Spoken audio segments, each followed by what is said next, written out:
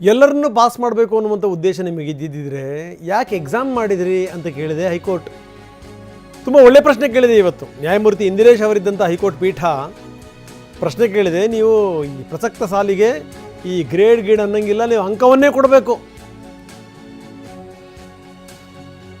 ಸರ್ಕಾರದ ಪರ ಶಶಿಕಿರಣ್ ಶೆಟ್ಟಿ ವಾದ ಮಂಡಿಸಿದರು. ಅವ್ರು ಕೊಟ್ಟಂಥ ರೀಸನ್ನು, ಈ ಹಿಂದಿ ಭಾಷೆನಲ್ಲೇ ತುಂಬ ಜನ ಫೇಲ್ ಆಗ್ತಾಯಿದ್ರು, ವಿಪರೀತ ಒತ್ತಡದಲ್ಲಿದ್ದರು. ಹಾಗಾಗೇನು ಅಂದರೆ ಈ ಒತ್ತಡವನ್ನು ಕಡಿಮೆ ಮಾಡುವಂಥ ವಿಚಾರಕ್ಕೆ ಸಂಬಂಧಪಟ್ಟಂಗೆ ನಾವು ಈ ಕ್ರಮ ಕೈಗೊಂಡ್ವಿ ಅಂತ. ಈಗ ತುಂಬ ಜನ ಈ ಹಳ್ಳಿಯಿಂದ ಬರುವಂಥ ಮಕ್ಕಳುಗಳು ಫೇಲ್ ಆಗೋದು ಇಂಗ್ಲೀಷಲ್ಲಿ. ಇಂಗ್ಲೀಷ್ ಒತ್ತಡ ಆಗುತ್ತೆ ಅಂತ ಹೇಳ್ಬಿಟ್ಟು ನಾಳೆ ಇಂಗ್ಲೀಷ್ನ ತೆಗೆದುಬಿಟ್ರೆ ಹೆಂಗಿರುತ್ತೆ? ನಡೆಯುತ್ತಾ? ಇವತ್ತು ಹೈಕೋರ್ಟ್ ಪೀಠ ಕೆಲವೊಂದು ಪ್ರಶ್ನೆಗಳನ್ನ ಎತ್ತಿದೆ. ಆಯಿತು, ನೀವು ಈ ಪರೀಕ್ಷೆ ಅಧಿಸೂಚನೆ ಆಯ್ತಲ್ಲ, ಆವಾಗಲೇ ಸರಿಪಡಿಸ್ಬೇಕಾಗಿತ್ತು. ಎಲ್ಲರನ್ನೂ ಪಾಸ್ ಮಾಡಬೇಕು ಅನ್ನೋಂಗಿದ್ದಿದ್ರೆ ಪರೀಕ್ಷೆ ಯಾಕೆ ಮಾಡಿದ್ರಿ? ಪರೀಕ್ಷೆನೇ ರದ್ದು ಮಾಡಿ. ಸರ್ಕಾರವನ್ನು ಲೆಫ್ಟ್ ಆ್ಯಂಡ್ ರೈಟ್ ತಗೊಂಡ್ರು ಇಂದಿರೇಶ್ ಅವರು, ನ್ಯಾಯಮೂರ್ತಿ ಇಂದಿರೇಶ್ ಅವರು. ಹೈಕೋರ್ಟ್ ವಿಭಾಗೀಯ ಪೀಠದಲ್ಲಿ PIL ವಜಾಗೊಂಡಿದೆ. SSLCಯಲ್ಲಿ ಹಿಂದಿ ಭಾಷೆಯಲ್ಲಿ 1,00,000ಕ್ಕೂ ಹೆಚ್ಚು ಮಂದಿ ಅನುತ್ತೀರ್ಣಗೊಂಡಿದ್ದರು. ಹೀಗಾಗಿ ವಿದ್ಯಾರ್ಥಿಗಳ ಮೇಲೆ ಒತ್ತಡ ಕಡಿಮೆ ಮಾಡಲು ರಾಜ್ಯ ಸರ್ಕಾರ ಕ್ರಮ ತೆಗೆದುಕೊಂಡಿದೆ. ಸೂಕ್ತ ತಿದ್ದುಪಡಿಗಳೊಂದಿಗೆ ನಿಯಮ ರಚಿಸಲು ಸರ್ಕಾರ ಕರಡು ರೂಪಿಸುತ್ತಿದೆ. ಹಿಂದಿ ಭಾಷೆಗೆ ಅಂಕದ ಬದಲು ಗ್ರೇಡ್ ನೀಡಲಾಗುತ್ತಿದೆ. SSLC ಪರೀಕ್ಷೆ ಅಧಿಸೂಚನೆ ಹೊರಡಿಸಿದಾಗಲೇ ಸರ್ಕಾರ ಇದನ್ನ ಸ್ಪಷ್ಟಪಡಿಸಬೇಕಿತ್ತು.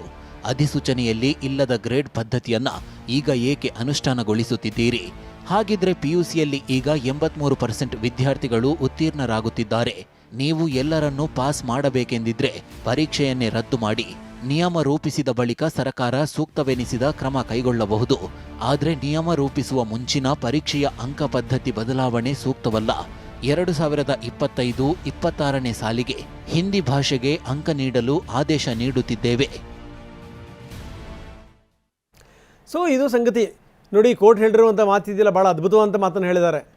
ನೀವು ಪರೀಕ್ಷೆ ಅಧಿಸೂಚನೆ ಹೊರಡಿಸಿದ್ರಲ್ಲ SSLCದು, ಆವಾಗಲೇ ಇದಕ್ಕೊಂದು ಕ್ಲಾರಿಟಿ ಕೊಡಬೇಕಾಗಿತ್ತು, ನೀವು ಸ್ಪಷ್ಟಪಡಿಸ್ಬೇಕಾಗಿತ್ತು.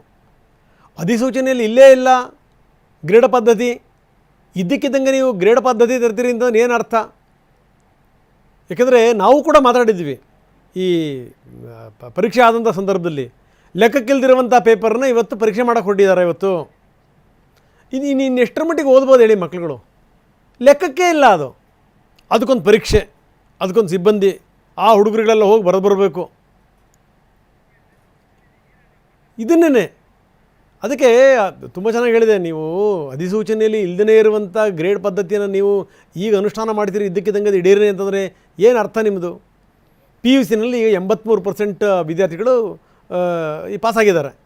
ನೀವೆಲ್ಲರನ್ನೂ ಪಾಸ್ ಮಾಡಬೇಕು ಅನ್ನೋದಾದರೆ ಪರೀಕ್ಷೆ ಯಾಕೆ ಮಾಡ್ತೀರಿ? ರದ್ದು ಮಾಡಿ. ಬನ್ನಿ, ನಮ್ಮ ಪ್ರತಿನಿಧಿ ಮಧು ಬಂಗಾರಪ್ಪನವ್ರ ಜೊತೆ ಮಾತಾಡಿದ್ದಾರೆ. ಮಧು ಬಂಗಾರಪ್ಪ ಏನಂತಾರೆ ನೋಡೋಣ. ಸರ್, ಈಗಷ್ಟೇ ಹೈಕೋರ್ಟ್ ಆದೇಶ ಕೊಟ್ಟಿದೆ, ಏನು ಹೇಳ್ತೀರಿ? ಇಲ್ಲ, ಈಗ ಮೊದಲೇ ಪಾಪ ಹೈಕೋರ್ಟ್ 2 ಬೆಂಚಲ್ಲಿ ನಮ್ಮ ಪರವಾಗಿ ಒಂದು ದಂಡನೂ ಹಾಕಿದ್ರು, ಯಾರು ಕೇಸ್ ಹೋಗಿದ್ರು. ಈಗ ಗೌರ್ಮೆಂಟ್ ಆರ್ಡರ್ ಮೇಲೆ ಒಂದು ಮಗು ಹೋದಾಗ, ಇಲ್ಲ ಈ ವರ್ಷಕ್ಕೆ ನೀವು ಮುಂದಿನ ವರ್ಷ ಏನಾದರೂ ಮಾಡಿ, ಬಟ್ ಈ ವರ್ಷ ನೀವು ಅಂಕನ ಕೊಡಿ ಅಂತ ಹೇಳಿದ್ದಾರೆ. ನಾನು ಇನ್ನೂ ಆರ್ಡರ್ ನೋಡಿಲ್ಲ. ನನಗೆ AG ಅವರು ಮತ್ತು ನನ್ನ ಡಿಪಾರ್ಟ್ಮೆಂಟ್ ಅವ್ರು ಹೇಳಿದ್ದು.